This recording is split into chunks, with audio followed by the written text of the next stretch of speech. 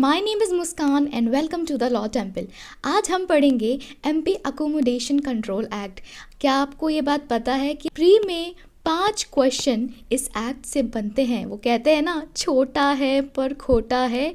ये और पता लगेगा आपको तब जब मेंस में आप जाएंगे और पता लगेगा कि जो मेजर एक्ट्स यानी आईपीसी सीआरपीसी का जो वेटेज रहता है उतना ही वेटेज इस एक्ट का भी रहता है। अब इतना तो क्लियर हो गया कि एमपी सिविल जज बनना है तो अकोमोडेशन कंट्रोल एक्ट तो पढ़ना पड़ेगा। देखते हैं कि ये एक्ट का एक्ट नंबर क्या है। तो 1961 का ये एक्ट है।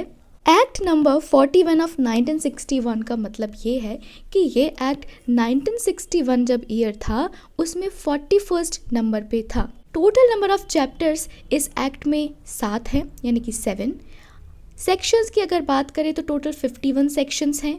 छोटू मोटू गोलू मोलू सा ये एक्ट है। इनेक्टमेंट डेट की बात करें तो 25 दिसंबर को ये इनैक्ट हुआ था, यानी प्रेसिडेंट की एसेंट मिली थी।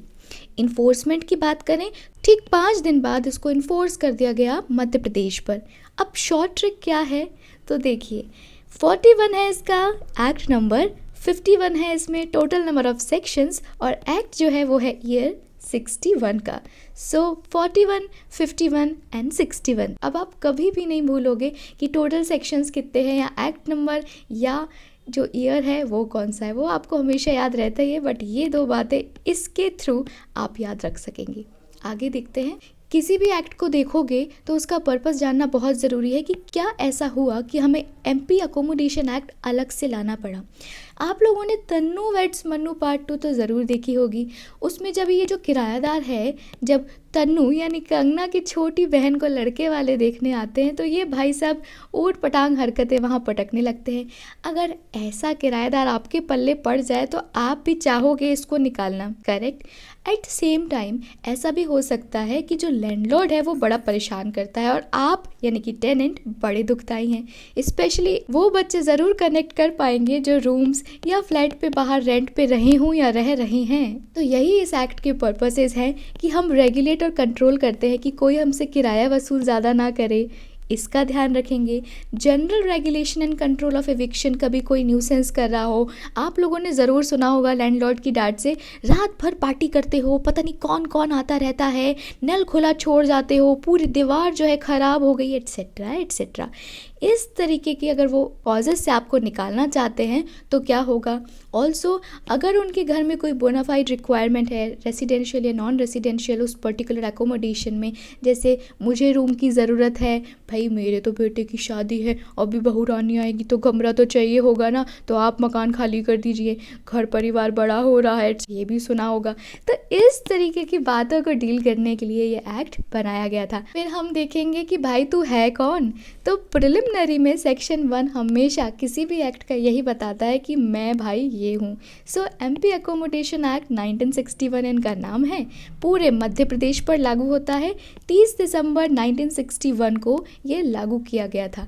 लेकिन फर्स्ट इंस्टेंस की अगर हम बात करें यानी 30 दिसंबर को अगर पहली बार ये लागू कहाँ हुआ तो वो उन डिस्ट्रिक्ट्स पर लागू किया गया था इनिशियली जो फर्स्ट स्केड्यूल में दी हैं।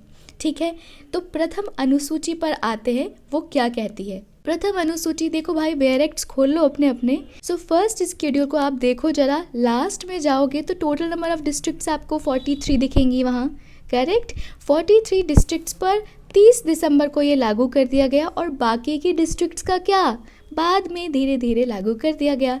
43 डिस्ट्रिक्ट्स में से 6 डिस्ट्रिक्ट्स ऐसी हैं जो अभी मध्य प्रदेश का हिस्सा नहीं हैं। अब आपको मुझे कमेंट सेक्शन में जाके ये बताना है कि टोटल नंबर ऑफ डिस्ट्रिक्ट्स अभी मध्य प्रदेश के कितने हैं। अब हम देखेंगे, इनफैक्ट सवाल पूछूंगी मैं आपसे, क्या आपके दिमाग में अभी तक नहीं आया कि एमपीएसी 1961 के पहले क्या होता होगा। पहले भी कुछ होता होगा, तो वो था एमपी अकोमोडेशन एक्ट 1955। अगर आप सेक्शन 2G में जाएंगे तो वहाँ पे लिखा है रिपीड एक्ट की डेफिनेशन। वो कहता है रिपीड एक्ट मतलब एमपी अकोमोडेशन एक्ट 1955। अब याद कैसे रखोगे कि जी में दिया है, तो जी से गॉन यानी कि अभी ये एक्ट चला गया। और सेक्शन 51 देखोगे यानी कि इस एक्ट का आखिरी सेक्शन, तो वो कहता है MPAC act 1955 is hereby repealed, यानी कि रिपील्ड के लिए इन्होंने बोला है ये एक्ट, और इन्होंने डिक्लेयर किया है कि ये वाला एक्ट पुराना वाला अब नए वाले एक्ट से रिपील कर दिया जाता है, एतद द्वारा निरस्त कर दिया जाता है। ठीक है, आगे बढ़ते हैं। अभी तक आपको ये समझ आ गया कि इसका नाम क्या है, नेम, डेट ऑफ बर्थ वगैरह आपको पता लग गया भाई साहब का। लास्ट सेक्शन में ये पता लग गया कि इनके पूर्वज कौन थे। करेक्ट। थोड़ा हम ओवरव्यू लेंगे इस एक्ट का। चैप्टर 1 आपको पता है प्रिलिमिनरी डेफिनेशन सेविंग्स बताता है, ठीक। चैप्टर नंबर 2 ये बताता है कि किराया कितना होगा, कोई ज़्यादा वसूल ना करे इसके लिए स्टैंडर्ड रेंट फिक्स कर दिया गया। करेक्ट। पगड़ी आपने एक वर्ड सुना होगा, वो लेना अलाउड नहीं है। अगर आप कुछ इंक्रीज़ करना चाहते हैं रेंट में तो कितना इंक्रीज़ कर सकोगे, ऑल्सो उस इंक्रीज़ का नोटिस भी आपको देना होगा। इस तरीके की बातें आपको चैप्टर 2 में मिलेंगी।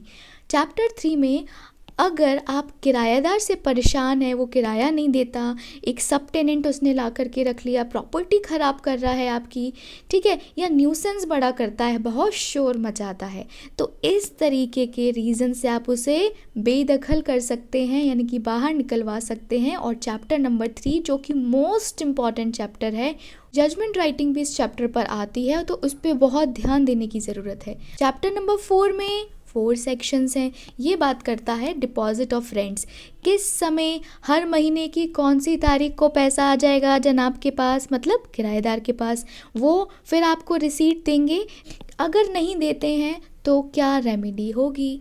चैप्टर 5 में इनके मैटर्स में, इनके विवादों को जल्द से जल्द निपटाने के लिए हमने रेंट कंट्रोलिंग अथॉरिटी यानी RCA को अपॉइंट किया, कुछ पावर्स एंड फंक्शंस दे दिए। अभी अगर इनसे गलती हो जाती है तो आप अपील पे जा सकते हैं। चैप्टर नंबर 6 जो इस बार MPCJ 2021 में पूछा गया है, उस पे देखेंगे कुछ स्पेशल ऑब्लिगेशंस होती हैं लैंडलॉर्ड की, कि यार देखो बिना बात के लाइट मत काटो, बिना बात के आप पानी सुविधा बंद मत करो, जो आपका अकोमोडेशन है उसको अच्छी सुविधाओं से रखो। चैप्टर 7 मिसलेनियस, जो बचा कुचा है यहाँ पर पटक दो, सेक्शन 45 से 51, और ये आपका एक्ट खत्म। So that's it for today. I hope आपको आज का लेक्चर पसंद आया हो। अगर आया तो do not forget to like and also subscribe to my channel, जिससे कोई भी आगे के लेक्चर्स या अपडेट्स आपको मिस ना हो। You can also follow me on Instagram. आप मेरा टेलीग्राम चैनल भी ज्वाइन कर सकते हैं। और खुश रहिए, मुस्कुराते रहिए। आज के लिए बस इतना ही। Bye bye.